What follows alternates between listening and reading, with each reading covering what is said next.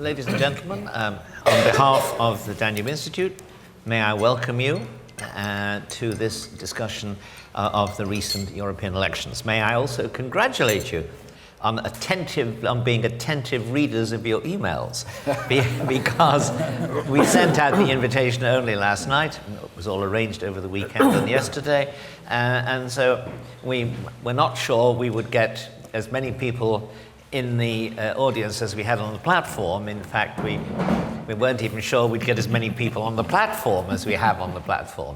But anyway, you are all here. I would say we may not have quantity, but we have quality. And I very much look forward to the discussion. I'm not myself going to talk at this point about the elections. I shall feel free to intervene at various points and maybe say something towards the end. But I want to, before I introduce the speakers, I'm going to point out that the latest issue of the magazine, The Hungarian Review, which is our magazine here at the Danube Institute, contains a number of articles that are directly relevant to the European elections. It's available here, and I hope you will take copies of it. I particularly recommend 3 articles. One is by Theodor Dalrymple, the distinguished journalist, writes for the National Review, for the Wall Street Journal, for the City Journal in New York, for the Daily Telegraph, for the Spectator, and for many other magazines internationally. He has written a piece about the recent conference on migration that took place here. It's a good account of what the conference said and argued, but also it gives a very good picture of the migration situation as well. Secondly, we have an article on human rights and political wrongs by the distinguished British historian and political theorist Sir Noel Malcolm. He has written a very original argument on human rights and the way they are now expressed and defended in law. And I think that's fairly unusual to be able to write something that is both original and extremely sensible. Quite a lot of original articles that aren't sensible, but it's quite an achievement to have written something original and sensible on a topic which has been so well ploughed elsewhere. And then thirdly, our regular contributor, Nicholas Parsons, has got a review of the recent book by Eric Kaufmann, a book which has been very well received in general. And he has an extremely acute and powerful review of it, a favourable one, incidentally. It's not a hatchet job, but it is a very strong and effective review of ethnic politics in today's world. So all of these matters being relevant to the election, of course, including my own editorial on the question. So what I'm going to do now is to simply say that the election has taken place. It produced some surprises, and they went in both directions. There were gains, substantial gains, and which you might call consolidation for some of the parties entitled, I think the correct phrase these days is now national populism, national populist parties, including here in Hungary and in Poland and elsewhere. At the same time, the gains were not as dramatic as some people had hoped and others had feared, and that was interesting because there was ground for gains here, since the decline of the mainstream parties of left and right continued in both in France, in Germany, most dramatically, of course, in England, where the governing Conservatives got less than 10% of the total national vote, an extraordinary result. And what filled the gap? There was a gap left by these parties. It was partly filled by national populists, but it was also filled by an upsurge not in all countries, and there are quite important national divergences, but across Europe there was something of an upsurge of both the Greens. They came second in France, second in Germany, third in France. No, maybe the other way around. And the liberal and the ALDE group of liberals, which did very well, particularly in England, where they threatened the Labour Party just as the new Brexit National Populist Party threatened the Conservatives. So there's a very rich territory here. I'm going to invite our 4 speakers. You have the descriptions of their lives and careers in front of you. I'm not going to read them out again.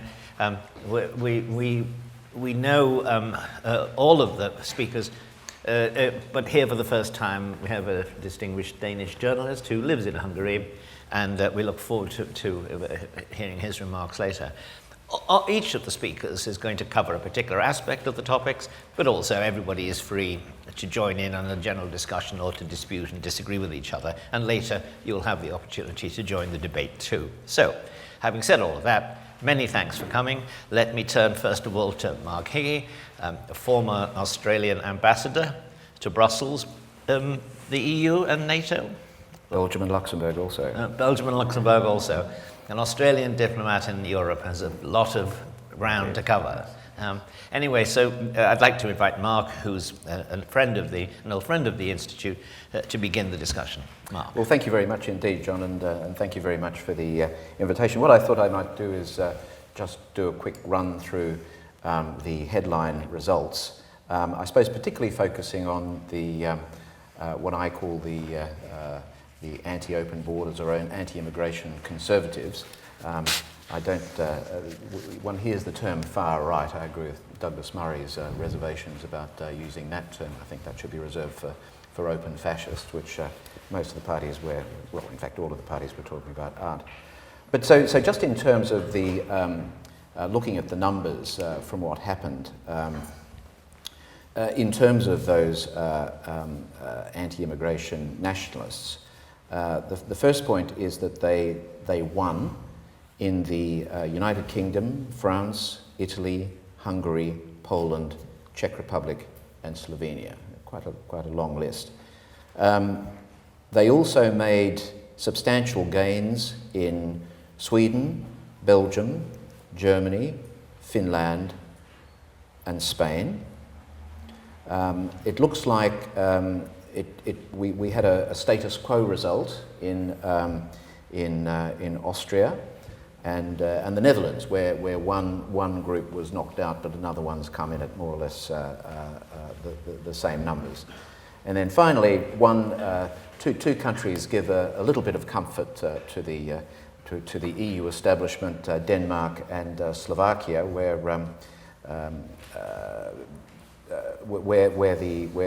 the anti-immigration nationalists went backwards. I see that the argument in relation to Denmark is that the ruling Liberal Party has so comprehensively embraced the policies of the People's Party that they managed to destroy the differentiation and hence their success. Slovakia, I think, is more related. Probably Borisz knows more about Slovakia. I think murky issues of recent murders, corruption, etc., which has propelled this new centre-left party head of Smer. Anyway, so that sort of presents the general picture. And as John mentioned, there are some interesting shifts and some unexpected ones, and one of those is that the expectation was reasonably widespread that these parties that I've just talked about would do much better. Some people in Brussels were talking about 1/3 of the vote of the European Parliament going to these parties. I wonder a little bit if that was a straw man being set up, but no, they're likely to get around 20% of the vote, and that somewhat more modest result than was expected has caused a lot of relief in a lot of the mainstream media and in the Brussels institutions. But I'm a little bit reminded of the election of President Macron at the beginning of 2017 against Marine Le Pen, which of course came against the backdrop of 2016, the two big blows to the liberal order, Brexit and the election of Donald Trump, and the euphoric sense that one got that the march of the right had been halted and things were being turned around and nice normal people would be in charge again. But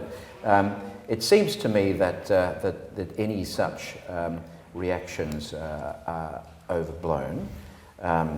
the results that I've just talked about seem to me very much in a continuation of the political pattern we've seen in Europe since the great migration crisis of 2015, of voters using any opportunity there is to punish the ruling parties, and while not always putting these anti-immigration conservative parties in power, certainly advancing their position at every opportunity. And that seems to me to have happened again.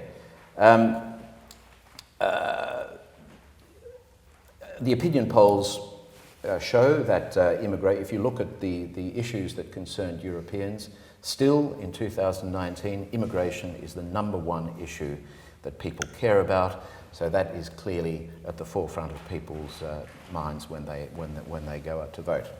Not enough to cause a complete upheaval in the European institutions, but the change is nevertheless clear. As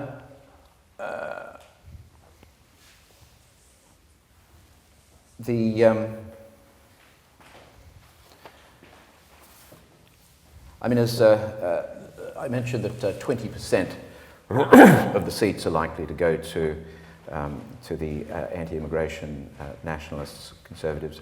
Now that obviously means that the Parliament will continue to be dominated by people who believe in the EU project, even though the mainstream centre-right and centre-left has gone somewhat backwards. There is still a solid majority for the project. The interesting thing will be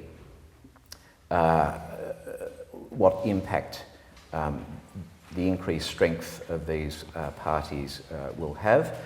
They will be louder. They will pursue more vigorously the view which they broadly share, that with the one exception of the Brexit Party, of course, that while the European project is basically a good thing, they think that too much sovereignty has been ceded to Brussels in the past, and that nation states should be given more sovereignty again over key things such as borders and immigration. In many ways, questioning the outcomes of those treaties from Maastricht to Lisbon, which transferred so much power to the Brussels centre.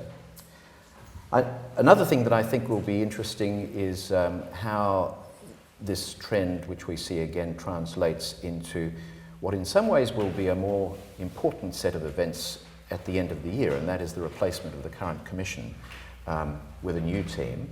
And of course, if we go back to 2014, there was very much a cosy consensus amongst the 28 on what sort of vision they had of Europe, and it was basically continuing the march towards further integration.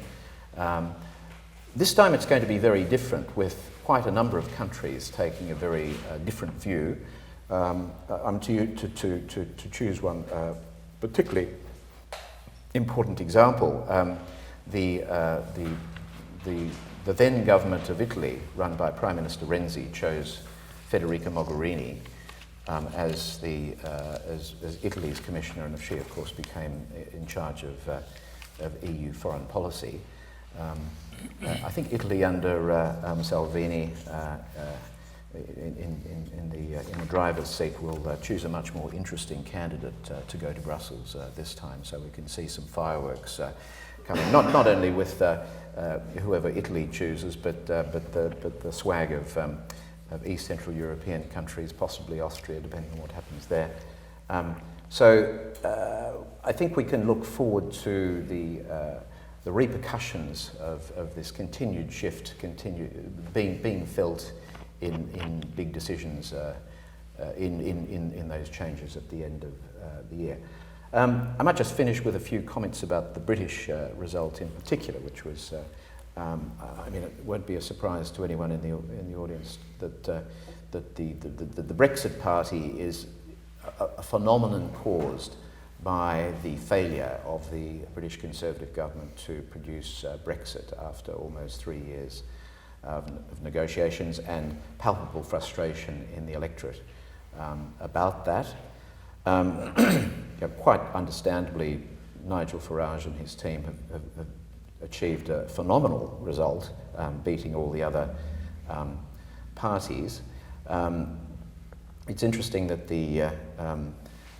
I noticed there's a new hashtag on Twitter, which is Remainer Maths, and this refers to the people who say, well, even though Brexit beat all the other parties very, very clearly, if you add up Change UK and the Greens and the Lib Dems, they outpolled Brexit, and so therefore they really won, which is I don't think anyone really accepts. But the I mean, and the other thing worth saying, of course, is that Theresa May chose as the day of her resignation Friday, before these appalling results came out. And of course, this mood swing in the United Kingdom and these results will very much propel the direction of politics in Britain over the next few weeks as they ponder who should succeed Theresa May. And I would argue that the key element there is that is that the view in the Conservative Party is that we need somebody who can beat Nigel Farage, which probably rules out people who are not so well known, who don't have much of a profile, who haven't delivered a record in terms of winning elections, and Boris Johnson is the obvious candidate from that point of view. I might just leave it just with a quick word about the Social Democrats, who have performed. I mean, the mainstream centre-right has slipped, as you mentioned, John, but the Social Democrats have possibly even more spectacularly across Europe. And for example, the Social Democrats lost 3/4 of their seats at the last Dutch elections. Little notice because these European elections were taking place on Sunday, but there was also a state election in Bremen, which the Social Democrats lost for the first time in 73 years. So I might leave it there. Good. And leave it to others. Thank you. Thank you very much, Mark. And now I would like to ask Borisz Kálnoky, the correspondent in this region for Die Welt, and an experienced observer of the Central European and German scene, to address the general topic, but perhaps devoting some time particularly to the region and to Germany. Borisz. Right. Well, this election was about the future of Europe, and the future of Europe that question can be rephrased as to what place does Germany want to occupy in Europe, and that is, we don't know. The Germans are still working on trying to have a strategy. No one knows really. And the one takeaway from these elections is that Germany will become weaker in the EU, because both traditional parties, the Christian Democratic Union and the Social Democratic Party, will become smaller in the two mainstream blocks of parties in the European Parliament. And we may well see the Spitzenkandidat of the European People's Party, a German as well, Manfred Weber, go down in flames before this week is over. We will see. So one point I would like to dwell on is not the balance of power in the new European Parliament, but the balance of power of nation states within Europe, starting from Germany, because this is the key really. Does Germany want to hang on to German-French cooperation as a motor of European integration? Does it want to embrace a strategic partnership with the Visegrad Group, perhaps, where all its industry is located and who shares the same basic economic philosophy? Or, as Hungarian Prime Minister Viktor Orban has hinted, will there be some sort of going together between Germany, France and the Visegrad Group? It seems inconceivable at the moment, but I wouldn't be so surprised if these countries get together and try to hold something against the philosophy of the southern European states who hold a different economic philosophy. So for Germany, let me tell you about two strange things that happened in the weeks before the elections. We had huge demonstrations every Friday, triggered by a 15 or 17-year-old girl from Sweden, I think, Greta Thunberg, that we should save the planet, school kids demonstrations. Nowhere in Europe did that have as huge an echo as in Germany. And Chancellor Merkel then went out and said, it's a very good thing for them to do that, and she agrees with them, but we may have to wait 30 or 40 years before we can see any results of her attempts to save the planet. The worst thing she could do, because conservatives were appalled that the Chancellor of Germany was writing pupils a letter that they don't need to go to school on Fridays. And she was telling the kids that you're all very nice, but by the time anything happens, you'll be the age I'm now. And I think that satisfied no one. Then a week before the election, a rapper, I wasn't quite sure what a rapper is until then, but a rapper by the artist name of Rezo published a video on YouTube saying we should destroy the CDU and the SPD because they are doing bad things to the climate. He as well. He had never done anything on politics before. He had done, well, some people call it music. And that video was clicked 3.5 million times within a few days, and resulted in a completely panicked reaction by the CDU, who first wanted to come out with a reply video of their youngest member of parliament, and then decided not to because it was just too awkward, and then decided to do nothing, essentially. So these two things showed us that there were going to be problems for both mainstream parties, and the election results show that there's actually I think there's a paradigm shift in Germany. The traditional parties, as all over Europe, this is coming late to Germany, but in Germany as well, now the traditional parties are dead, they just don't know it yet. There's nothing they can do about it, it's a cultural thing. There used to be a time when people read one newspaper, voted for one party, held one job all their lives. These times are gone. What party I vote for, that used to be part of someone's identity, that's gone.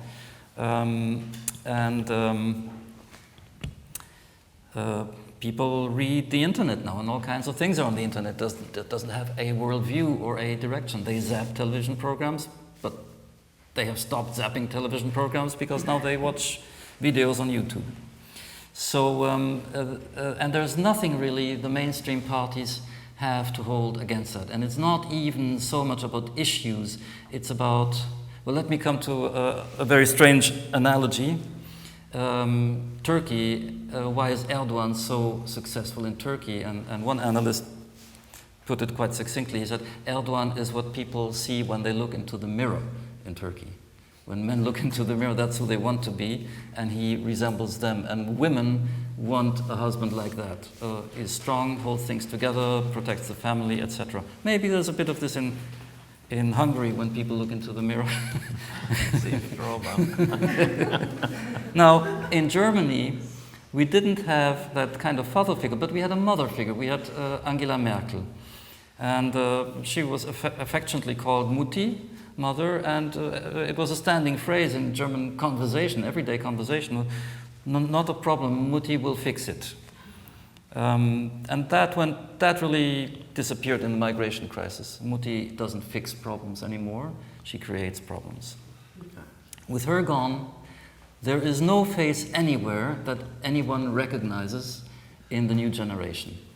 And this is where the Social Democrats have their biggest problem. I think they scored best with a generation beyond 70 years of age. So when we don't have these fixed identities anymore, political identities, it boils down to issues and emotions. The CDU, Christian Social Democrats, are very bad at emotions, and the SPD Social Democrats are very bad at issues. The one party that really combined, two parties that combine them both very well now are the Greens and the AfD, the so-called National Populist Party, and they are fast becoming the two new main parties, almost the big parties, the Greens in the west and only in the west, and the AfD in the east and only in the east. It's really interesting. The Greens score in the big cities. And even in eastern Germany, in the big city of Dresden, the Greens won. So it's not AfD who ruled there.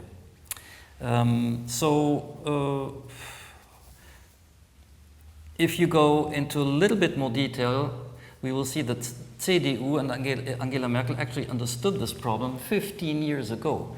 And that's when the CDU changed its whole strategy, and it gave itself a general secretary by the name of Peter Tauber, who decided that the CDU needed to become more diverse, more colorful, and more feminine. Everything the Greens are.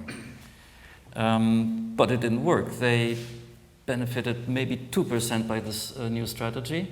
But on the other hand, they opened up to the right. They left a huge space on the right into which the AfD moved. So why did it not work? Because the CDU doesn't have the faces, doesn't have the characters, it's not believable for the young generation. And there we are. The CDU tried to imitate the Greens, opened up a space for the AfD. CDU cannot be the Greens, and I think there's not much they can do. We will see this process go on. Meanwhile, it means Germany is politically fragmenting, and that leads to weakening of Germany in the European Union, and that's what I would like to say in these opening sentences. Well, thank you very much indeed. That's what you said about the CDU not being believable leads me to just mention a similar case in England when 2 years ago Mrs. May was hoping to make the Conservatives look more progressive and dynamic and so on.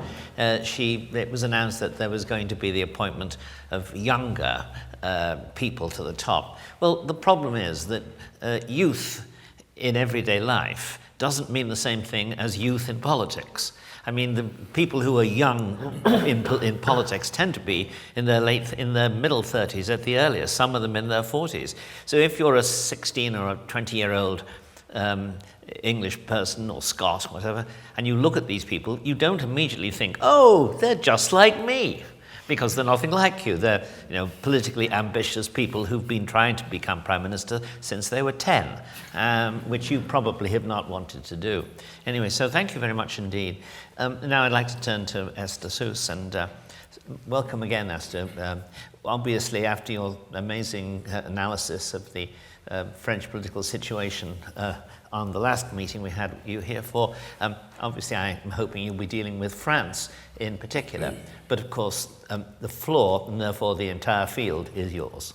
Thank you, John, and it's always an honor to come to the Danube Institute. I'm very happy to be here. At my introduction, I'd like to raise 5 points. The first is that even if Emmanuel Macron obviously lost this European parliamentary election by no more than 1 point, by the way, he's in a rather comfortable domestic situation. The reason for that is twofold. First of all, his main opponent is still Marine Le Pen. It was strategically important for him to keep it that way because Marine Le Pen is a very convenient foe, if I might say so.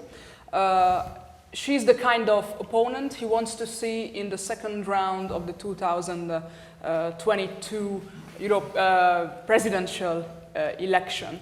Because if Marine Le Pen is his opponent again, he can say to all moderate electors that, come on, vote for me in order to block Marine Le Pen's way to the presidency, and take a look at the result of 2019. She might even win, so you really have to make a move and vote for me. So the presence of Marine Le Pen and even her victory is not at all deterministic when it comes to 2022.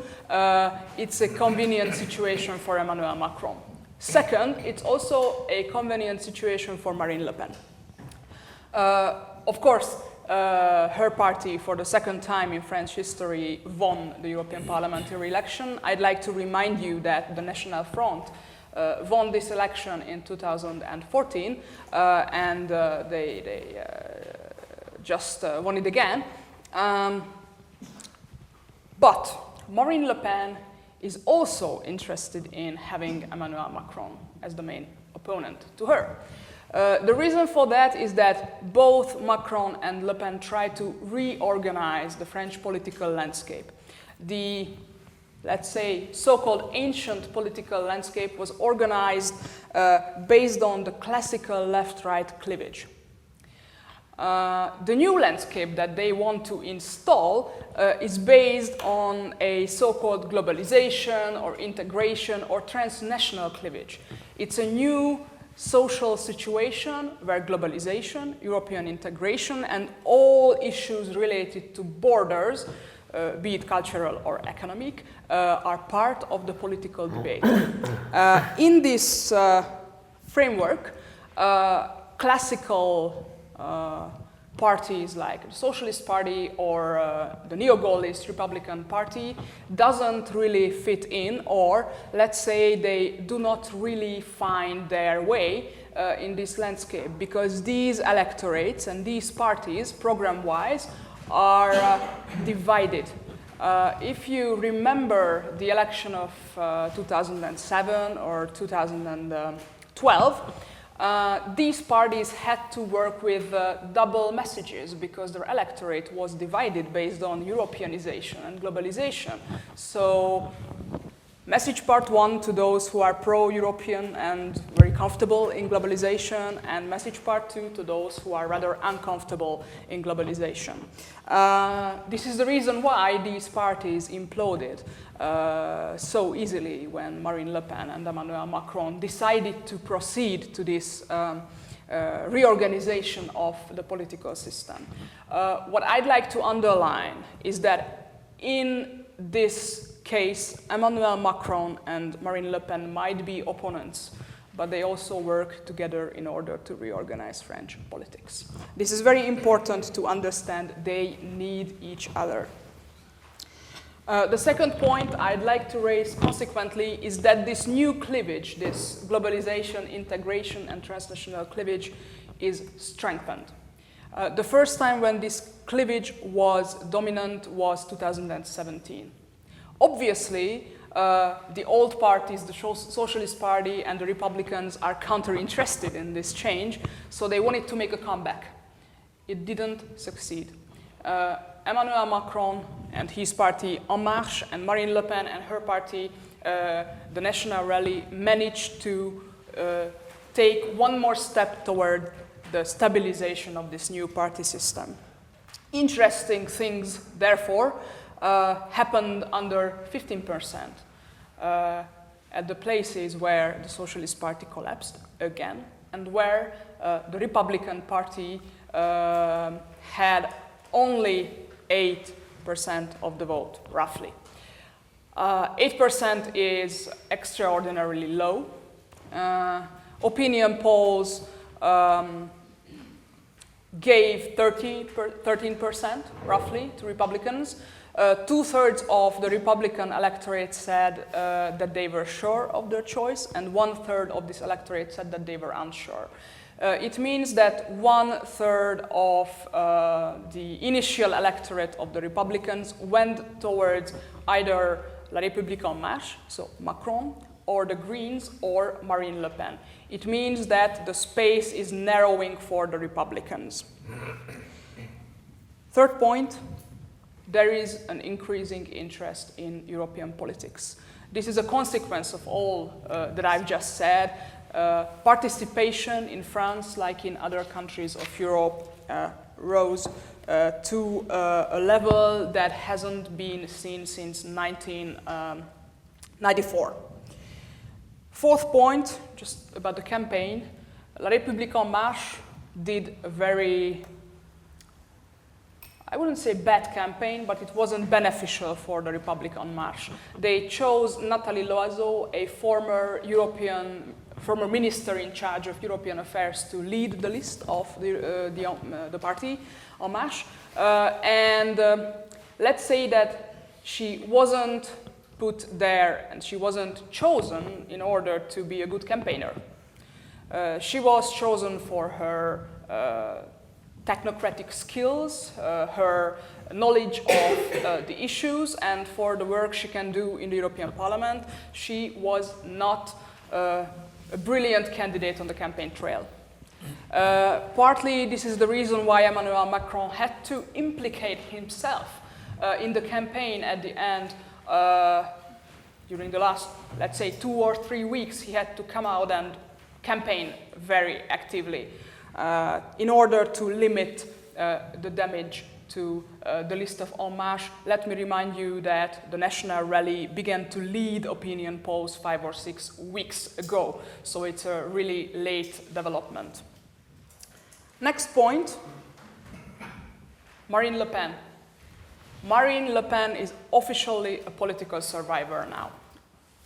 In 2017, you remember her performance in the presidential election.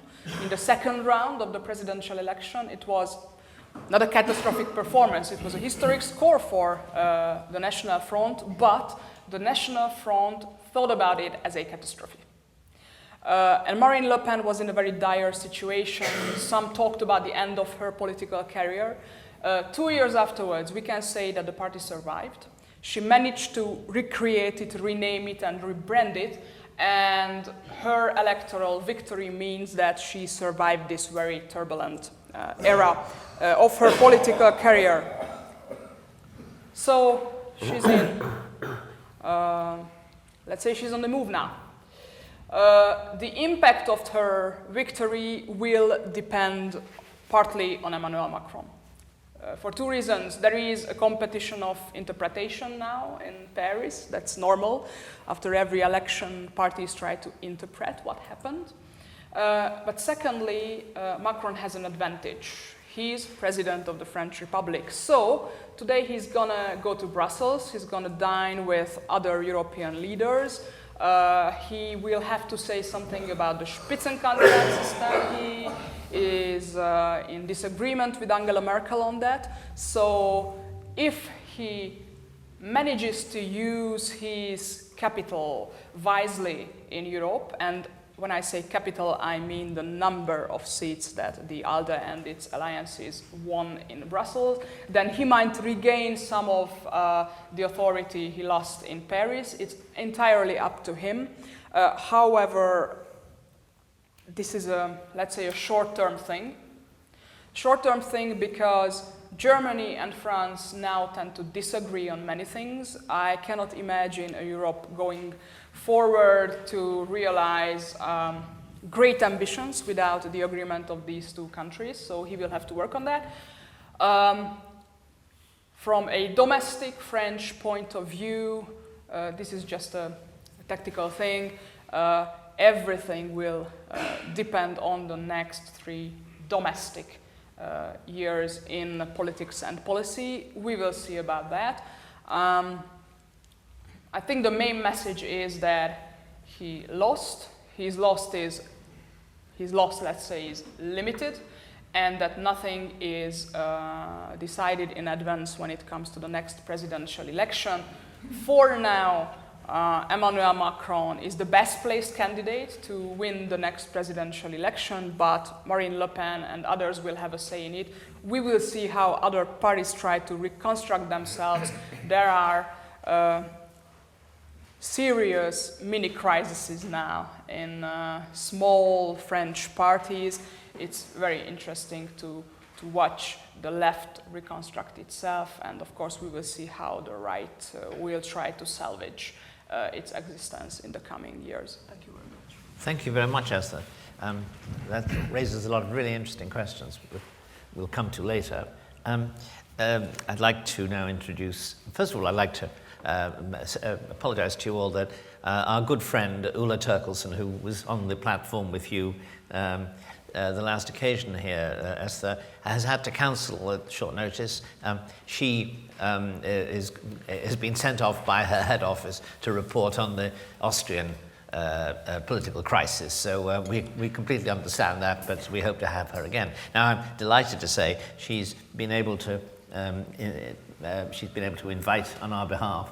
The next speaker, who is a Danish journalist living and working here in Hungary, author of a recent book, Orban Land, and somebody who brings a fresh and interesting gaze to politics here, but also, of course, is able to tell us on one of the more interesting results of the elections, namely the one in Denmark, where the national populist cause suffered an actual setback, apparently, rather than simply not gaining as much ground as it had hoped. So, Litta, may I ask you to speak to us?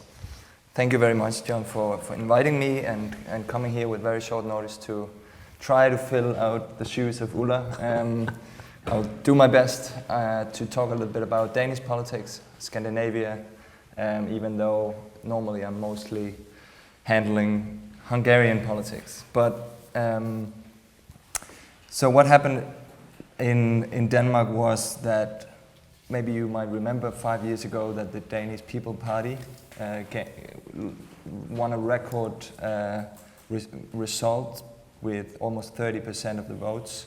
This is a right-wing nationalist protest party that had grown into, for I think 14 of the last 18 years has been in the national elections, been the supporting party of the center-right government, dictating a lot of the strengthening anti-migration politics that we have seen in Denmark. So I'm going to do a little bit of comparisons with Sweden and Denmark between those two countries because I think that's very, very interesting to look at. But what happened this weekend was that the Danish People Party was reduced from these 28-29% 5 years ago to only around 10%, and no other right-wing nationalist party replaced them, like we saw in Holland, where another party took over those votes. So that's very interesting. I think one of the explanations for that could be that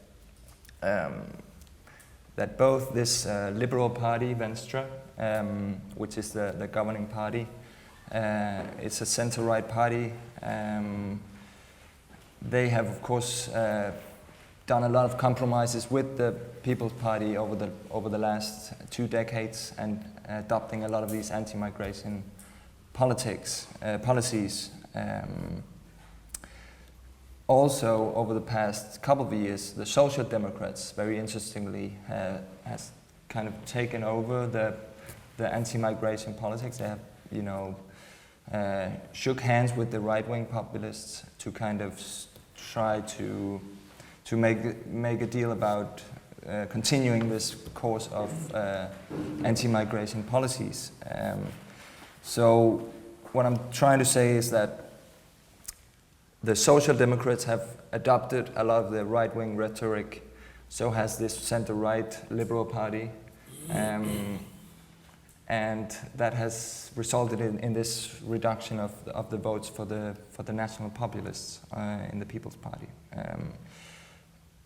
To this story, it's very complex because at the moment we have a Danish national election campaign going on. The elections will be next week, and in this election, in the national elections, there are 2 new ultra-right-wing parties running for the parliament. So this might not be the case in 1 week, the same situation, because they might, take a lot of these votes from the center-right Liberal Party. It's very complex. But let me move on to the comparison with Sweden, which we Danes, we like to compare ourselves with the Swedes because we think that we are better at debating the hard issues like migration, whereas the Swedes are more politically correct. And you might dispute this, and I'm ready to discuss this. But the explanation for that could be that we have had this Danish People Party as a supporting party for the government for the past 2 decades. They have been, let into the debate. They have been taken seriously by the normally more liberal Danish mindset. We've been able to have some very tough discussions One could mention the Mohammed Khatun crisis 13 years ago, which led us to having to debate these very delicate topics like Islam, migration. What can you say? What can't you say? Politically correctness, and these topics that are, still very dominant today in European politics all over. Whereas in Sweden, the Swedish Democrats, which interestingly tripled, I think, since the last European elections, they went from 5 to 15%.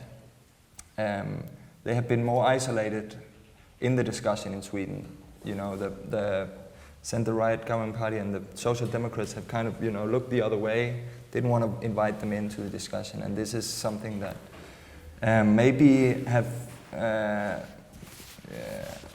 led to a more extreme views in this right-wing populist nationalist group, Sweden Democrats.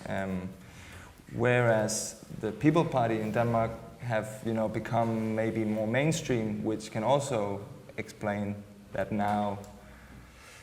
They are a little bit between two chairs.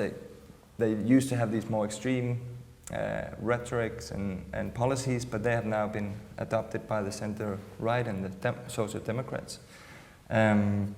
So it's all very complex, as you can hear.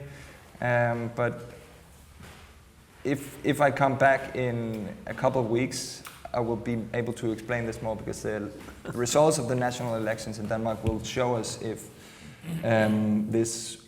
these two new ultra-right-wing parties will gain momentum and kind of sustain this right-wing agenda that's been very dominant in politics in Denmark for the past 2 decades. One last point would be that I think Denmark was among only 2 or 3 other nations in the European elections where climate was the most important topic, not migration. Still important, but climate was very important for a lot of Danes, and we also had the young Swedish activist Greta Thunberg in Denmark the day before the European elections on Saturday. So that might have, there was a lot of media attention on that, the leader of the Danish People Party was, of course, very, very sad with the result of the European elections. She was having a speech after the result came out, and she was kind of in a bitter mood because they lost 3 seats in the European Parliament, and she said that I'm trying to find an explanation, but it's probably the fault of the climate fools.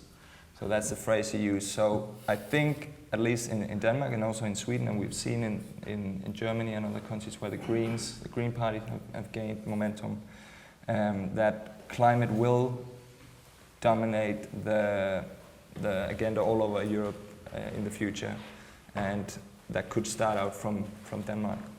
So that's what I could say about it. Well, thank you very much indeed. Now, I'm going to ask each of our speakers a question about, based on what their remarks are, and then ask them if they want to comment on each other's remarks, and finally then throw it open to you. I'm going to actually take a point that this has just made and throw it to Borisz. I think that it's also the case in Germany that climate has replaced immigration as the single most important topic in the opinion polls in the last week or two. But that being the case, how do we explain this, in particularly in relation to Germany? Because hasn't there been a great deal, or has there not been a great deal of popular discontent about the impact on energy costs, both for industry and the consumer, of the fairly ambitious German policy of moving towards renewables? And how do we combine these two ideas? Well, let's go back to the idea that Angela Merkel in particular realized that there was a long-time trend evolving in favoring the Greens, and so she came up with this very sudden idea of getting out of nuclear energy, and that does lead to, I think, the most expensive energy prices in Europe for consumers. Germans are historically happy to pay higher prices if they save someone's life, or maybe some tree will be greener, or maybe more animals will be around. So I don't think the price itself is a big problem. However, now it comes to the point where not only we need to get out of nuclear energy, but what do we do with coal? And there's another plan to get out of coal by 2038, I think. That infuriates people in Eastern Germany, where we have a coal industry and many jobs depending on it. So, so in terms of nuts and bolts, that's as much as I can say. But I think this whole climate discussion has nothing to do whatsoever with any factual, material issues. I think that it's just an atmosphere. It's a generational malaise du siècle, and that's where it finds its expression. But what it represents is perhaps something like the 1968 movement, where it didn't really matter so much how reasonable the things are that you say. It's just that you really stuck it to the old stupid idiots. So it's an awakening if you favour it, and it's a moral panic if you don't. Yes. Thank you. Can I turn to you and ask about the candidate for the European president, European president, and that you mentioned was something which where the French and the Germans disagree on. I wonder if you could go into that a bit more, because it's not only a symptom of difficult relations that might develop, but also it's a symptom of the way in which what has been previously a kind of almost unknown bureaucratic little row has now spread to a fairly major problem afflicting several countries, including Hungary. Yes. So Emmanuel Macron has been a vocal opponent of the Spitzenkandidat system,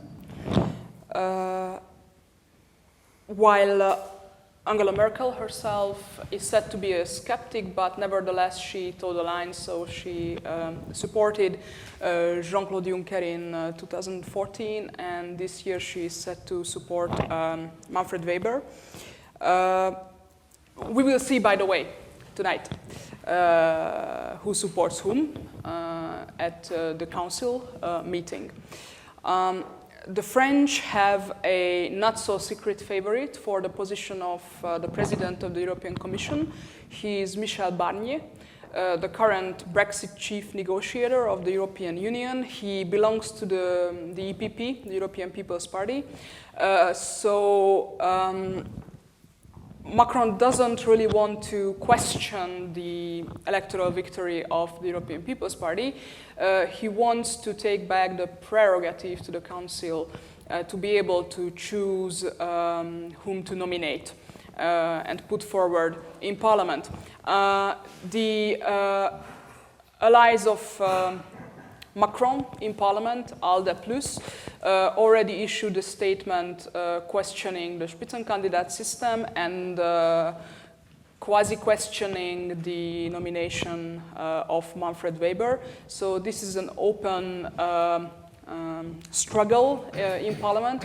Let me draw your attention to the fact that it is possible to forge a narrow majority with the Greens, and it is possible to forge a narrow majority with the Liberals. So it's also a game where political parties try to put themselves in the best possible position.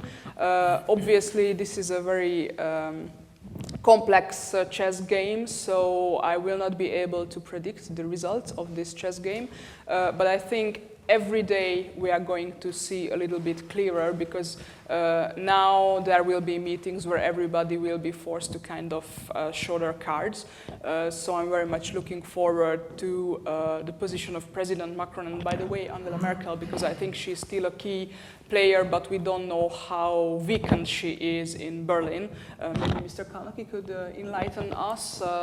But I think that her position is not that clear. The CDU won this European parliamentary election, but scored a historically low number of votes. So I think these things are interlinked, and let me reiterate once again, with every day we are going to see a little bit clearer.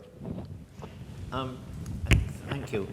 Lita, I want to ask you, develop an argument about Denmark's friends and allies in European politics. I remember in all the years when Britain was still obviously going to be a member of looked like being a member indefinitely of the EU, the British were always hoping that to have the Danes and the Dutch on their side to bring about a so to speak, less regulated, more free enterprise, less political Europe.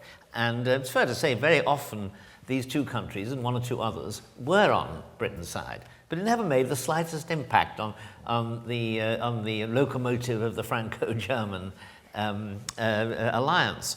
At least if it made an impact, it was really a marginal one, and the main direction of politics carried on. I mean, who does Denmark now look at in post-Brexit Europe particularly as its allies, and on what grounds? Right. I think that's a very interesting question because so we have 13 seats in the parliament. After Brexit, we will have 14. We've always been very close with the Brits because, you know, we've both been a little bit skeptical about this European integration. You know, Denmark has these 4 reservations, so we are not fully integrated in 4 areas of the European Union, including on the euro. But who's going to be our new friends? That's a very good question. I think it's very open, and we still need to have to see clearer, like you phrased it, Esther. Everything is very chaotic, and if you look at what parties, what groups in the European Parliament that the Danish mandates are in, we have only the one People's Party in this new Salvini group. We have one conservative in the EPP, and then the rest is in ALDE and in the Greens and the Social Democrats. So looking to Germany would probably be the most obvious one, but I might add that, you know, the most popular commissioner in the European Union is Margrethe Vestager, the Danish commissioner for competition. She is not a Spitzenkandidat for ALDE, but she is, you know, because ALDE doesn't support this process. But she was in the debate between the Spitzenkandidats, and I think that she could be the one who could, you know, try to take on this role as president. Maybe I'm looking too much through my Danish classes right now, and there's a lot of attention on that, of course. But she's obviously a major figure now in European politics and EU politics, and I mean, she's a leading figure in several senses, both leading the EU's position on taxation of major companies, but at the same multinationals. But at the same time, she's also increasingly, it seems to me, in the last few days, the public face of the liberal surge in the elections. So, so she has a real future in European politics. Could she end up as winning this particular battle to head either the European Parliament or become head of the Commission in the new system? Because, after all, most of the existing figures are now either getting on, like Jean-Claude Juncker, or they're compromised in some way. That's right, and what she phrased, I think, last night was that she, with this liberal surge, she was saying, we finally broke the 2 blocks of the European Union, the EPP and the Social Democrats, and she wants to take on this role of being this compromising figure. That, of course, depends a lot on the EPP, because there are some disagreements with this very pro-Europe pro-EU policies that especially ALDE has. So, yeah, I'm very curious to see how this development goes. Even tonight, we might be cleverer than we are right now. Yes. Yeah. Thank you very much. Let me turn to you, Mark, as the last, so to speak, follow-up question. This is really about the impact of these elections abroad, I mean, outside of Europe. If you were writing in your old capacity as ambassador, what advice would you be giving the Australian government, a new government in itself, which has just won an election, about how to deal with the new shape of European politics? Well, I mean, I think the first thing to be said is that a lot of the political shifts that we've seen in Europe in recent years very much echo other parts of the Western world, and I think what happened in the United States and also Australia, where our left, our Labour Party, has tried several times to pursue what it calls a progressive agenda on various things, more radical change on climate change, looser approach to immigration, and the voters keep voting for the continuity of the existing centre-right government. I was interested actually with what you were saying about Denmark and climate, because I mean, in Australia, the recent election became in many ways a battle between greater activism on climate and jobs, and jobs won. And this was all about whether coal mines should be new ones should be started up or not. So the trends are, to answer your question, John, are familiar ones to say Australia. But then I'd have to, probably somewhat more boringly, I would say that despite a lot of these interesting shifts, including greater favouring of the anti-immigration nationalists, the EU project, for the moment continues, and Australia's key interest at the moment is negotiating a free trade agreement with the EU, and there's no reason to think why that doesn't continue. But with a word of caution, and that is that people wonder, will the EU project just sort of go on indefinitely? Clearly these elections don't challenge that. But I do think, if you think of the things that might bring the whole thing down, chaotic immigration, I think, is one thing. What happened in 2015 had a huge impact, and I would argue we're still seeing the aftershocks of that. And what happened, of course, was that even though Angela Merkel never said, sorry, I made a terrible mistake, I think she said something like it was the correct decision, but I won't do it again, or something like that. And that's what's happened. I mean, they've claimed it was the correct moral decision and so forth, but at the same time, no one complained when the Macedonians closed the border with Greece, and the deal was done with Turkey to stop the boats coming, and the Italians did things with the Libyans and so forth. And there's a lot of shouting about what Italy's done to stop the migration coming through, but I think probably a lot of people aren't too unhappy that the flow up through Italy has actually come to a close. So I would say that were such mistakes to be made again, that does risk the whole European project. That countries would, Schengen would start really seriously shutting down, and you would have the anti-immigration nationalists further strengthened, possibly to the extent of wanting nothing to do with the whole Brussels project. So to answer your question, no great drama in the short term, but there are warning signs there for the future. Thank you. Now I'm going to ask a couple of questions more, which I will put to particular people, but the other members of the panel are free to jump in if they wish. My first is to you, Borisz. How will Viktor Orban react, in your view, to the results of these elections? He did very well in Hungary, indeed, in fact, probably most successful result of any party. But at the same time, will he be disappointed by the overall picture of results? He may have hoped for a somewhat better result of the Salvini group and other conservative national movements, national conservative movements.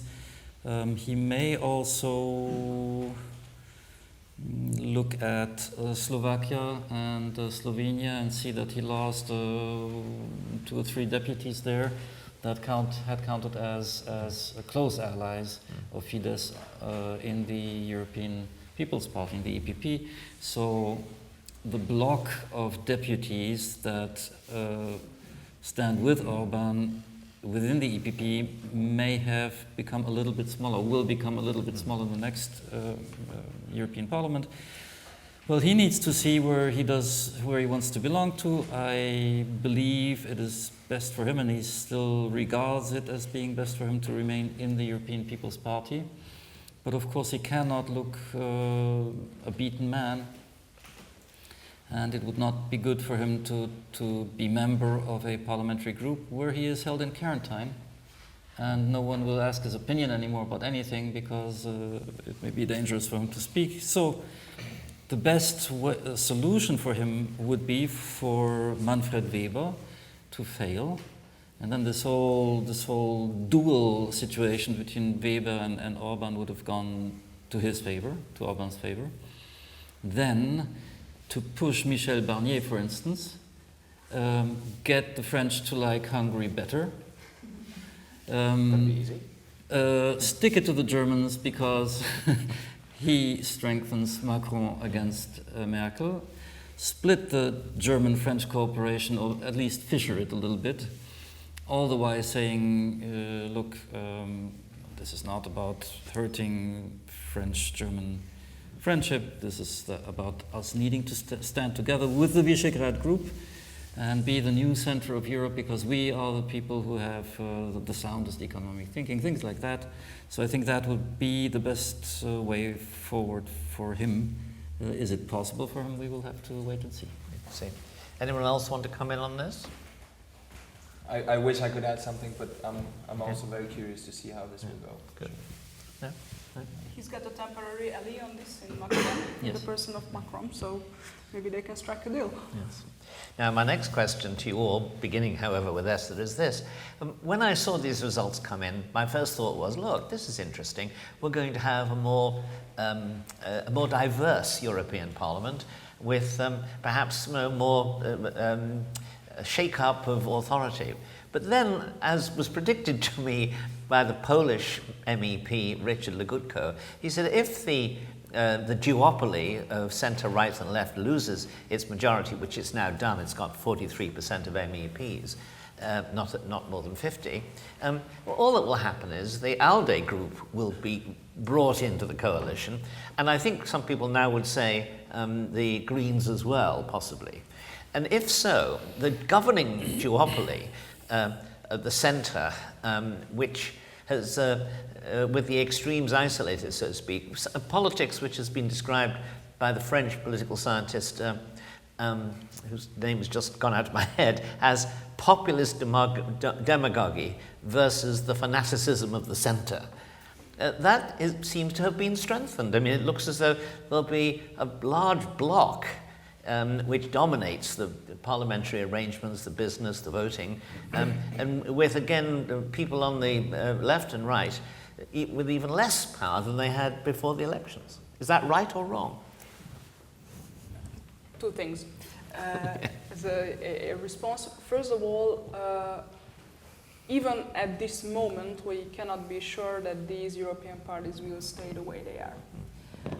Because Emmanuel Macron has a big ambition to pull some MEPs away from the socialist group obviously the right wing of the socialist group and to pull away some MEPs from the EPP, obviously from the liberal and left-wing side of the EPP. So first of all, I would say that let's wait until the smoke goes up in Rome. The smoke clears. Yes. The smoke clears. Because until the day the parliament starts its work, there might be some changes. And the second is that I'm not sure that from a French point of view and from the point of view of Macron, I'm not sure that he wants left and right to remain like this. He would like to create the same dynamic at the European level that he created at home. That is to create a pro-European bloc and to create a more sovereignist bloc, let's call it like that. So he has the same common interest, for instance, with Viktor Orban to reorganize European politics. And this attempt, I don't know whether it's going to succeed or fail, but in this game, obviously the EPP and the socialists are also counter-interested. So even if they are in an alliance, even if they have a majority together, Emmanuel Macron wants something entirely else. So he'd like to break the classic dynamic of European politics. He wants to politicize, make the European politics more conflictual. It's a completely different concept of European politics. I think the next 5 years is going to be about that, not only for Emmanuel Macron, but obviously for Viktor Orban and others, because there are social movements and tectonic movements that pave the way for this party system in Europe, but obviously this parliament is, even if it's more diverse, it doesn't really change the main logic of European politics. It's kind of a transformational parliament or something like that. So I think we are living a very, very interesting moment of European politics. Well, just a British codicil to your answer.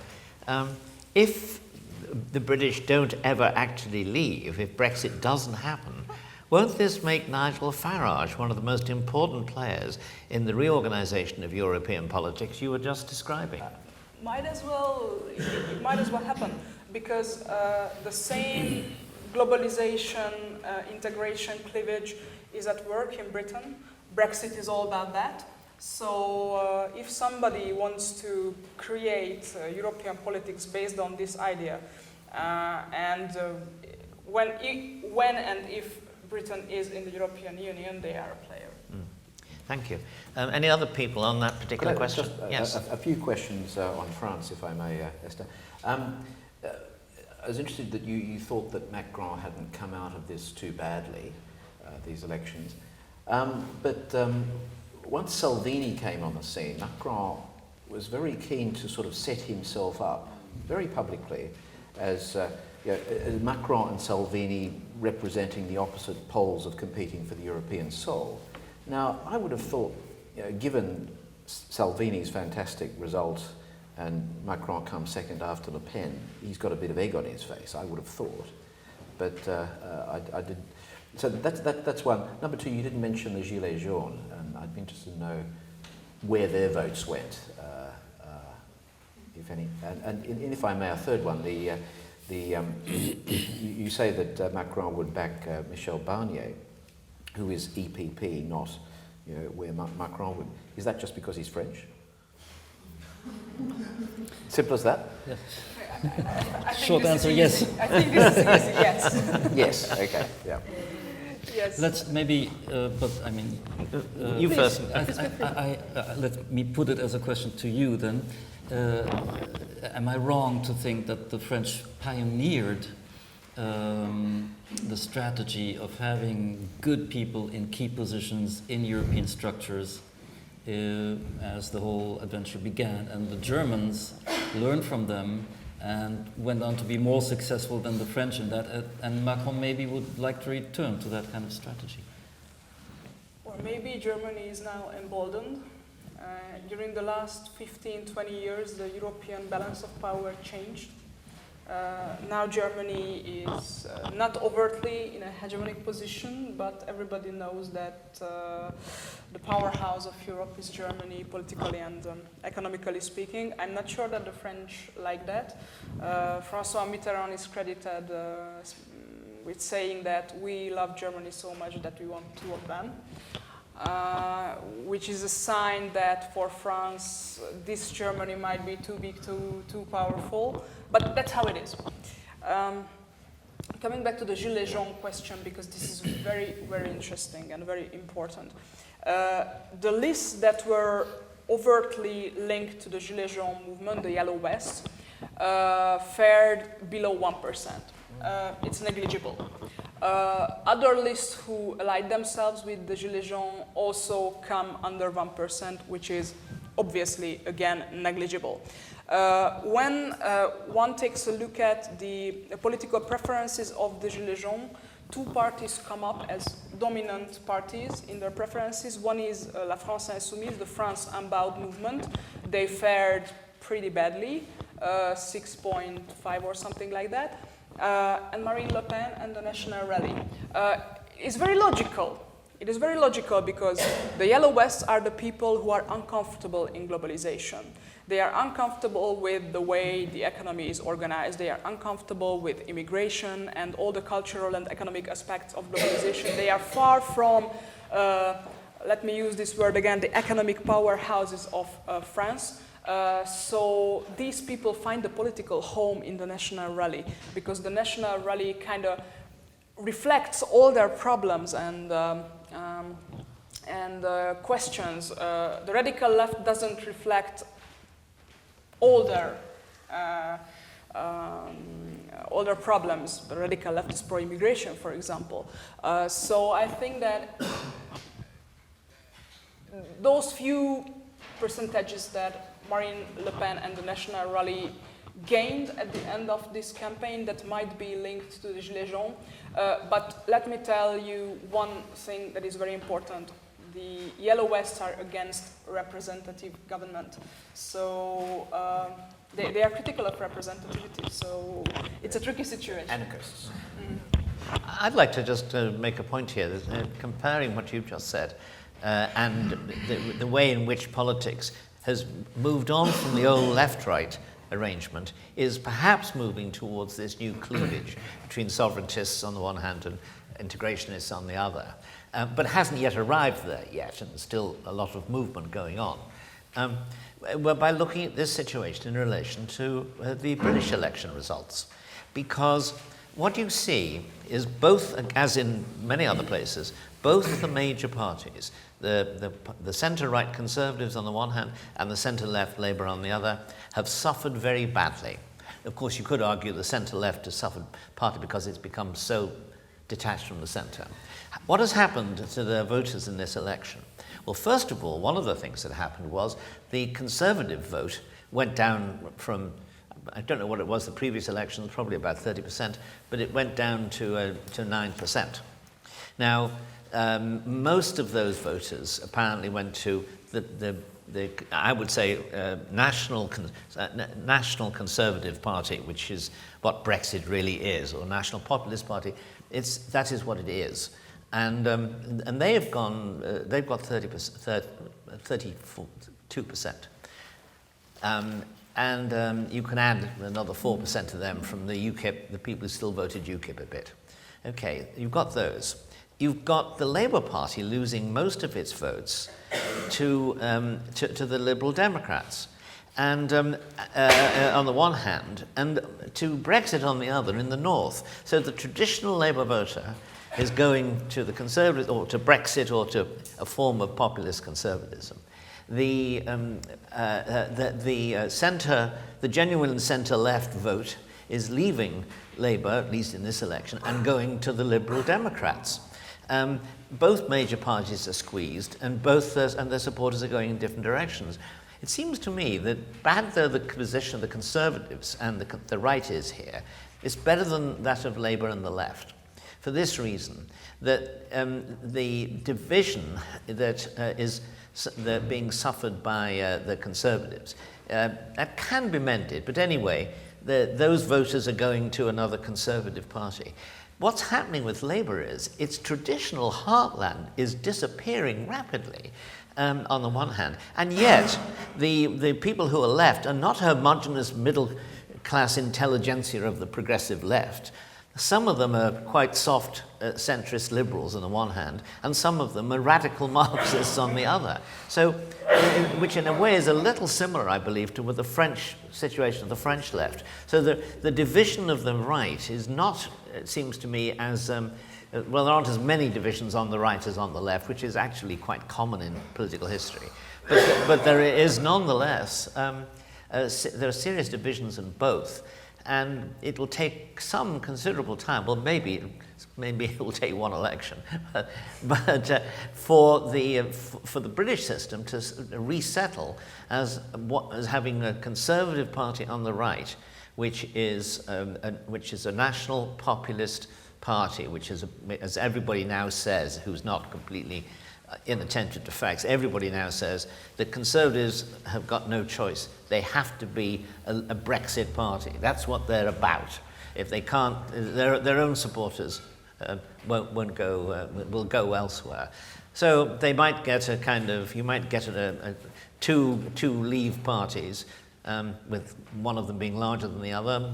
On the left, it's possible you'll have 3 or 4 parties, and so one can't really foresee how the British political system is going to shake out. But if that particular point is right, then I would imagine we might well see Brexit. Although, this is the third division, which I haven't talked about, is that between the politicians and the voters. And there's no doubt that's a very important division, and one which means that the politicians will try to prevent there being an election for as long as they possibly can until these things have been sorted out. Well, now, are there any points that people on the platform would like to respond to that their colleagues have said? Would any of you like to respond to? I would Yes. like to add something about this division or polarization. It's a very dominant topic in my book, Orbanland, which is not only about Hungary, it's about Europe as a whole. So I try to lift up this discussion between the national conservatives, populists on the right, and the liberals and center-left, the progressives. And I think you were mentioning this, like how the European Parliament could be reorganized. And I think maybe not tomorrow and maybe not even next year, but in the years to come, I think we will see a new kind of organizing of nationalist populists on one hand, and then the progressive liberals on the other. And the interesting thing about that is the division, because how can they cooperate? And what's the percentage of each bloc in each country? Another point could be that you would have the yellow vests in that one group, and you could see more and more maybe of these climate fools, like the Danish People Party leader said, climate activists very active in the other progressive group. So you might see 2 new topics, clashing: migration versus climate, and this is of course down the road, but it's also about identity, as we talked about, and I think that would be interesting to see how that division would take place if it will develop like that. Thank you very much. If there are no questions between the members of the panel, no? In that case, let me now ask people from the floor, if anyone from the floor would like to ask a question. Yes, gentleman here. Hello. Excellent discussion. Thank you very much. You all addressed, to some extent, the changes going on in the specific countries, including Britain. But in a wider sense, as an American, I see what's going on in American politics also, where there's the left, and the Tea Party was on let's call it the nationalist right, years ago. there the Republican Party with Trump and the Tea Party is more or less, I think, is accommodating them somehow, where the Democratic side is still not clear what's happening. So in Denmark, the comment was that the lead party accommodated some on the right and has absorbed more or less their issues. And it's going on in France. I'm particularly interested in Germany. Where is that headed? Are we headed in the same direction? Or is Germany going to be different? And are these changes going to be permanent in your mind, Borisz, or is it a phenomena that will pass and in 10 years it's back to some sort of normal socialist conservative split? Right. Obviously, Borisz, you go first. All right, okay. I think socialist and conservative, these two terms have lost a lot of their meaning. Yes, it's true that right centrist parties, the Christian Democrats, have been very good under Angela Merkel at simply soaking up all the issues that social democrats could possibly field. And it's one big reason for their decline. They're now trying to find their way back to a more traditional leftist stance, but that alienates another group of voters because they're coming up with ideas like let's have political control of all the big corporations, big housing companies. Let's take away all the real estate that they control and rent it out for less money. So private property gets put into question here. And so there's a lot of movement on the left, and it may lead, as you say, to more splits. I don't think we're coming back to socialist, conservative. I mean, these are terms of the past, really. Probably this globalist, sovereignist divide is more relevant, and the way I see it, really. Look, democracy, market economy, and the nation state all came hand in hand politically because of an economic transformation. And although we tend to think that this is the end of history and it will always stay the way we know it, I can very well imagine that all three of them will not be with us anymore due to another economic transformation sometime down the road. Now, the key question, obviously, with regard to globalization, is we have these huge global companies. How do we regulate them? We can't let them regulate us, right, or rule us. So, and the two approaches clearly are, because they are transnational, we must have transnational decision-making structures because these companies are too big. But if that just doesn't work, because we can't get our act together, it's not practical, it doesn't function, then in fact the sovereignist reflex at the moment is the same as the integrationist reflex. It's a question how to regulate the global economy, and if it's more efficient to regulate it on a national level because it has more democratic legitimacy and it's quicker. You can come to and even you may want to see a strong state with more central authority, a la Orban, because it enables it to act quicker and more decisively. So I think these are two sides of the same coin. Yes, very interesting. Thank you. Anyone else? Okay. Oh yes. Next question. There was a gentleman at the back. Hello, Alexander Stemp. No, I'll go first. Okay, hello, Alexander Stemp of Budapest Times. I've got a question that might not necessarily fit in with the conversation of today, but it's a sort of future security question, and I want to sort of put this to the panel, but to you, Esther, in particular, who's obviously a specialist in French politics. Seriously, with sort of Russia, Ukraine, and European relations, it's like Marine Le Pen would be quite happy to give Crimea, to the Russians, as it were, but the rest of France and sort of most of Europe is saying, no, you can't. But all this is enough to sort of yet again split Europe with two divided opinions. Do you have any sort of thoughts on sort of future security and sort of relations issues, sort of relating to Europe, France in general for the future? Thank you. I just had to think about it a little bit because in 2022, I think, and I think I'm reiterating this, the main candidate to win the presidency is still Emmanuel Macron. In the latest poll, he is credited with 55% of the vote in the second round. It's a narrower margin than in 2017, but still a very considerable one. First of all, I think from a security point of view, there are two things we have to pay attention to. One is border control. The debates around Frontex, they are still open, and the recreation of the Dublin regulation is still on the table in the Council. It's an open question.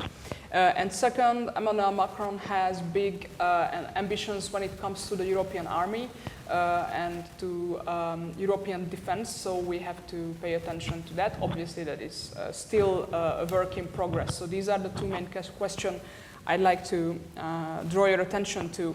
When it comes to Marine Le Pen, there is one thing why I am very reluctant to make any predictions. First of all, she's a pragmatic. She's pragmatic. After 2017, she kind of did a U-turn. She completely redrawed her European policies. In 2017, she said 70% of her program cannot be done if France remains in the Eurozone. Now, leaving the Eurozone is out of the program, and Frexit is out of the program of the National Rally. So her position, like the position of many pragmatic politicians, by the way, so it's not her specialty, depends on the state of French opinion. So I cannot really predict it. Now, obviously, French opinion is not very friendly to Vladimir Putin and Russia and all that. So these are the factors I would pay attention to without making any concrete prediction. But it's enough to provoke. And you've got the sort of North Stream oil pipeline sort of somewhere on that line too. So these little things sort of coming to the surface, I was just going to add a very quick question to that, and that is, does anybody with the name Le Pen have a chance of being elected French president? The traditional response is that when hell freezes over. Yes. But I think that both Jean-Marie Le Pen and, most importantly, Marine Le Pen are politicians who are traditionally undervalued. The political work that Marine Le Pen managed to do since 2017 is spectacular. And by that I mean that she was a political dead person, and now she's back. So those who say that she cannot be elected are the same people who said that the ceiling for the National Front was at 15%, at 20%, now it's at 40%. So the ceiling is going up and up and up. So the traditional response, the Republican response, the response that says that this is not France, says no, never, no way. Even the question is insulting. But I think the political reality is that Marine Le Pen is a strategic and pragmatic politician who survived many things, and I wouldn't undervalue her capacities. So her chance of becoming president is higher than 10%. Thank you. John, Maybe Theresa May should take a correspondence course. Don't worry, Trump can never be president. Good. Yeah. But let me just spread the earlier question from Alexander about defence. Does anybody else want to talk about the effect of these elections on plans for a separate European defence, allied to but outside of NATO? Anybody at all? Of course, the hope is that they fail.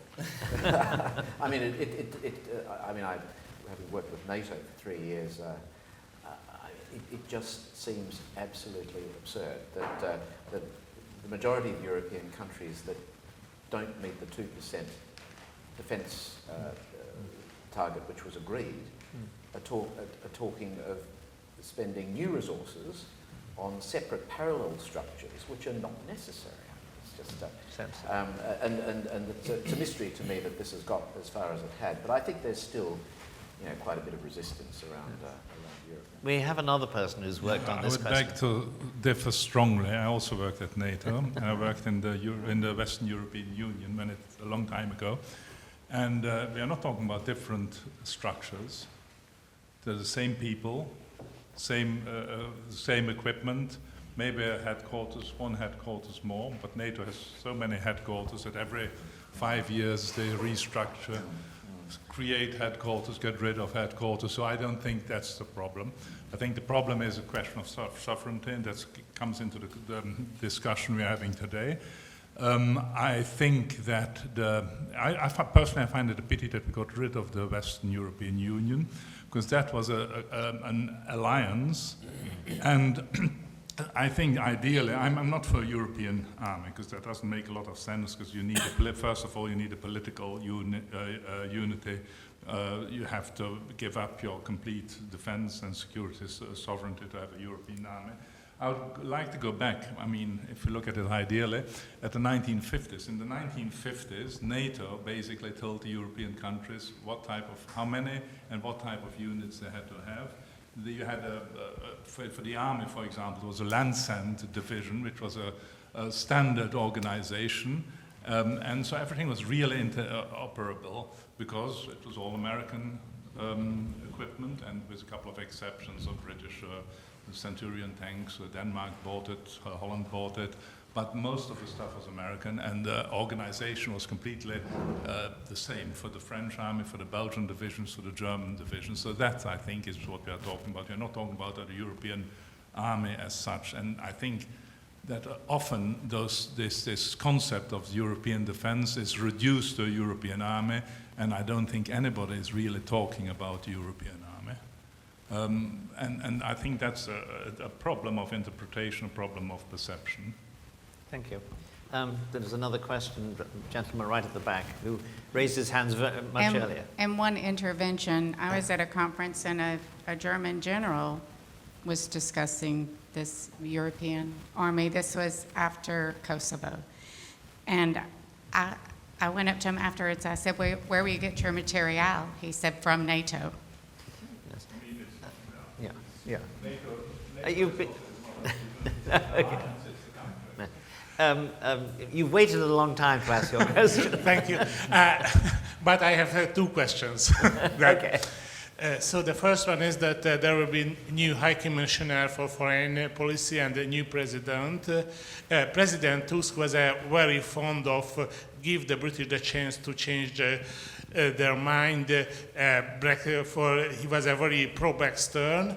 Will be the change according to the new European Parliament in this policy? What do you think?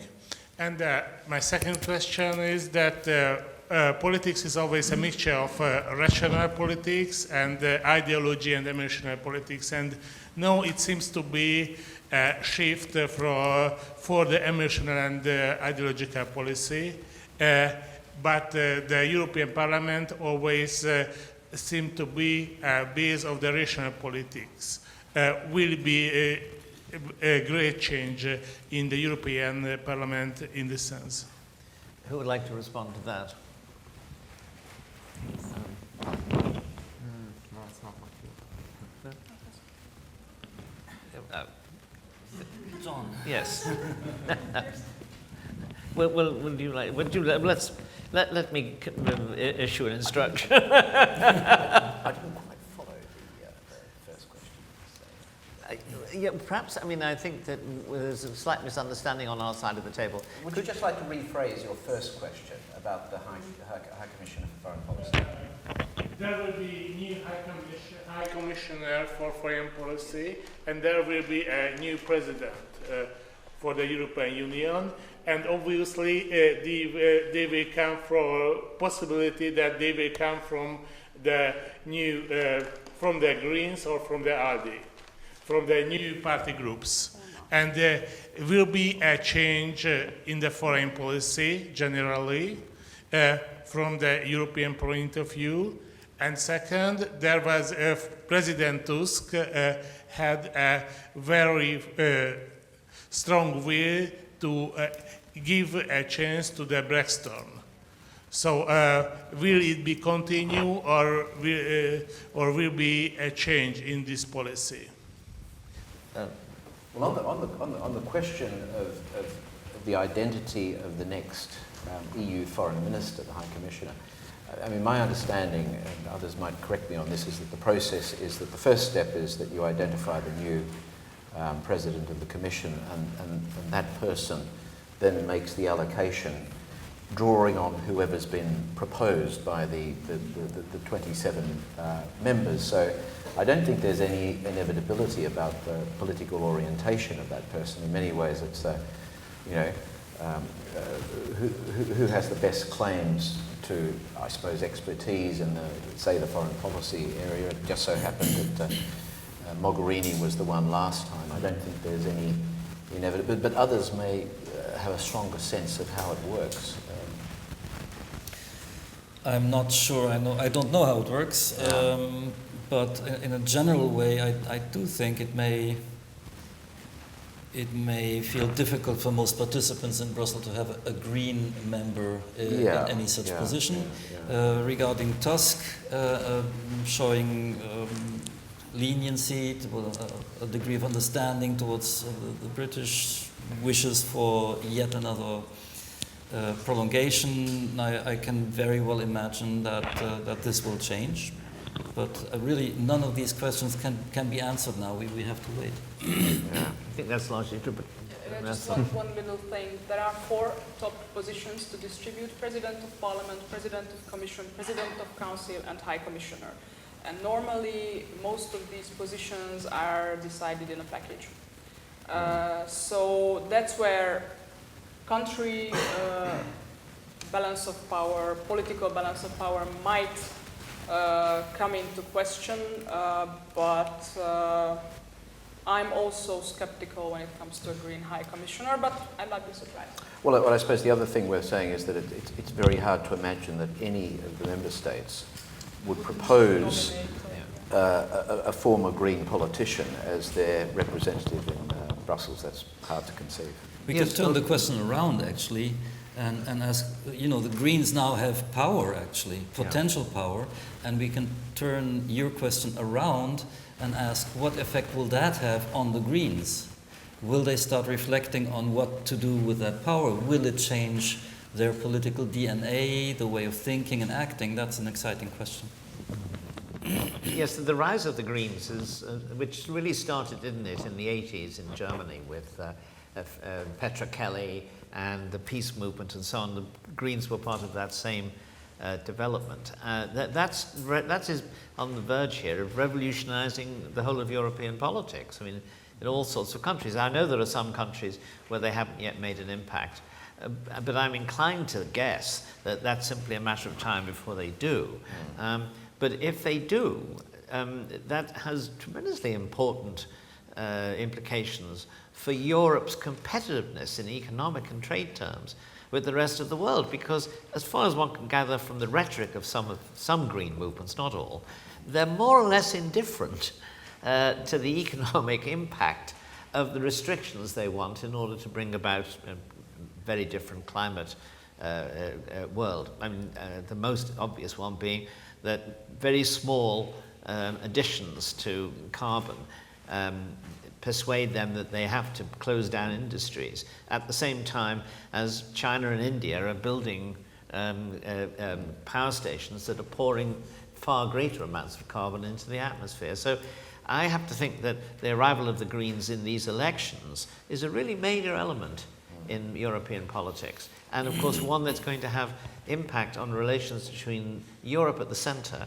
and individual countries like Poland, which like East Germany, has got a lot of coal and doesn't want to find that its successful modernization of its economy and development of its fossil fuel industry is going to be really blocked or retarded. So we see a kind of world political row in European terms emerging here. I think this will have to be the last question, since two of our speakers have to leave on the dot. So would anyone like to ask a final question? Gentleman here.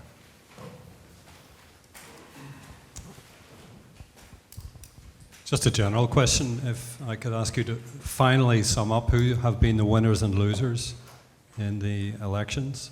From what you said, it sounds there have been some shifts, but it's pretty much business as usual. The ship will correct itself in general. The biggest impact I've seen is Jeremy Corbyn agreeing to a second referendum. He's desperately trying to recover the Remain voters back to Labour, for example. So who are the winners and losers overall? I'm going to ask each of the panelists, beginning this time going from right to left, to answer the questions, and any other remarks they may want finally to add later. Well, I think the progressive liberals can say at least they have gotten some more momentum, even in this country. The name of the party is Momentum, and that was maybe a surprise to a few of us that the opposition in Hungary was shifted a bit like that, at least to me.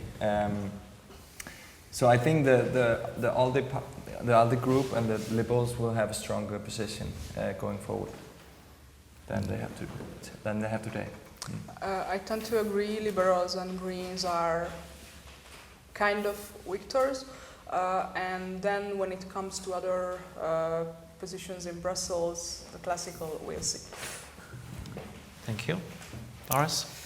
Well, I'm not going to go with parties. I will try to point out another element. I think that two sides that clearly, one in profile in these elections is the countryside and the big cities, each in their own way. If you look at the vote in Poland, in Hungary, in France with the Rassemblement National, a lot of countryside voters there who didn't really participate in European elections earlier to a great degree, all of a sudden they have their voice heard. So I think that's a major new development.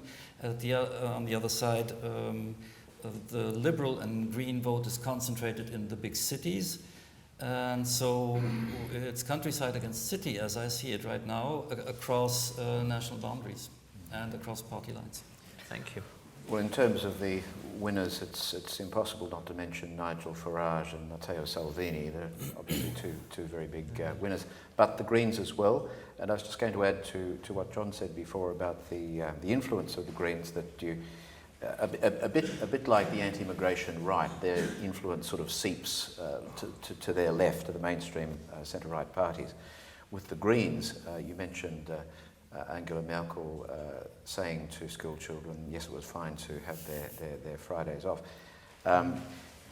In that case, and also Greta Thunberg went to London recently, and interestingly, she was invited to address MPs in the Houses of Parliament, which Donald Trump is not being invited to do.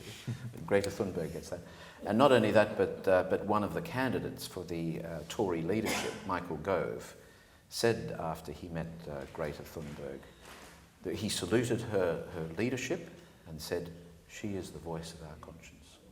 A potential leader of the Conservative Party. I mean, this is shows that if Tories say that, it's interesting. Anyway, thanks, John. Well, I'm just going to sum up this way. The political changes we're looking at are really quite interesting, dramatic, and they go in different directions. But in general, it seems to me, major political changes occur in response to crises. Now, a crisis can be real, really affecting people's lives, something that makes them deeply anxious in the most everyday sense, or it can be an imagined crisis. I say imagined, not imaginary. There may be some basis to it, but it doesn't really have a deep and practical impact on the way you live and what you think your future is going to be like. So a housing crisis, for example, is a real crisis. But you can think of crises, maybe some foreign policy crises, which don't really matter to you when it comes down to it. I think here that we have a choice of crises. On the one hand, we have the national populists pointing to the crisis of migration, which has slightly calmed down for a minute, but which a lot of people think is going to resume as a crisis. And that, I think, is impelling voters to those parties. And you have the crisis of world climate. Now, then that may be, in a scientific sense, a crisis. Is it a deeply felt crisis that you think will impact on you and your families? Some people think that, of course, others don't. Which of these two crises is going to be the winning crisis, so to speak? That, I think, is what we're going to be finding out in the next 10 years. Thank you very much indeed.